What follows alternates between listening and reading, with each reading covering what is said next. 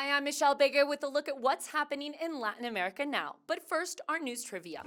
What Latin American country has the most cities at the highest elevation? We'll have the answer later. Details continue to surface over the assassination of Haiti's president, Jovenel Moïse. Haitian police just announced the arrest of a Haitian national who allegedly recruited the Colombian gunman who killed the president. Officials said the man is charged with orchestrating the murder and had political objectives.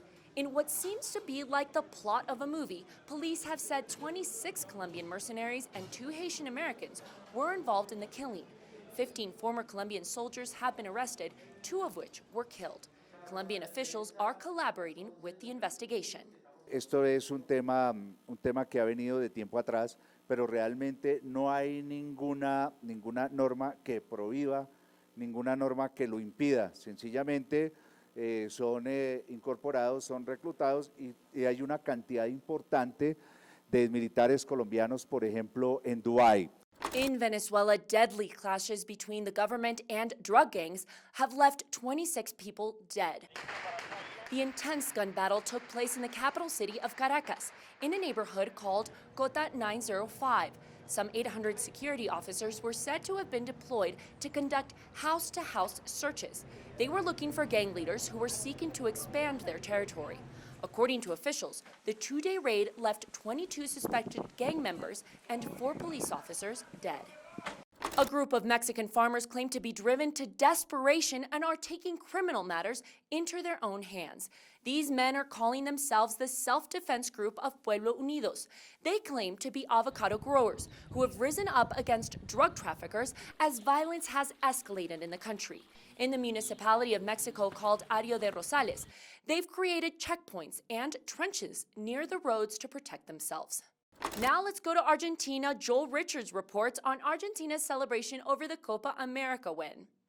28 years is how long they've waited for this. A generation of Argentines had never seen their country win a title. So after Argentina beat Brazil 1-0 in the Copa America final, despite the context of the pandemic, there were frenzied celebrations across Argentina. Angel Di Maria was the hero on the night with the only goal of the game, but this really was all about Lionel Messi. The 34-year-old superstar has won everything possible at club level with Barcelona, but success with the national team had so far eluded him. Messi has lost 4 finals with Argentina, 3 Copa America finals and the World Cup against Germany in 2014. So there was now this question of how many more chances would he get to win silverware with his country. That question has now been answered. He had a sensational tournament and finally lifted a trophy as Argentine captain. Okay, now let's look at what stories we're following for next week.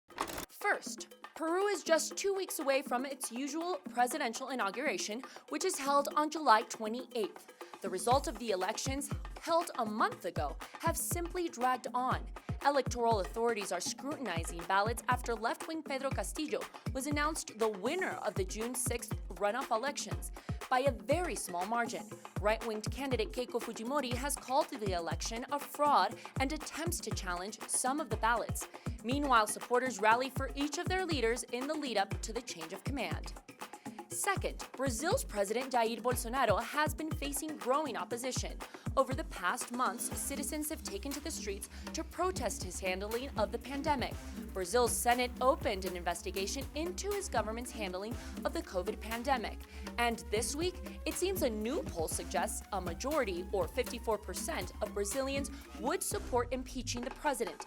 It's a move that Brazil's lower house is also looking into in the coming weeks. Third, Chile, with a population of 18 million, already has more than 11 million people fully vaccinated. The government says they have reached their herd immunity goal by vaccinating 74% of the adult population.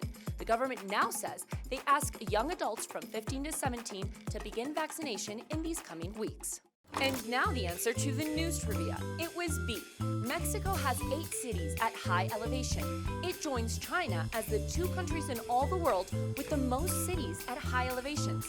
Mexico's capital, Puebla, León, and San Luis Potosí are just some of the other cities in the sky.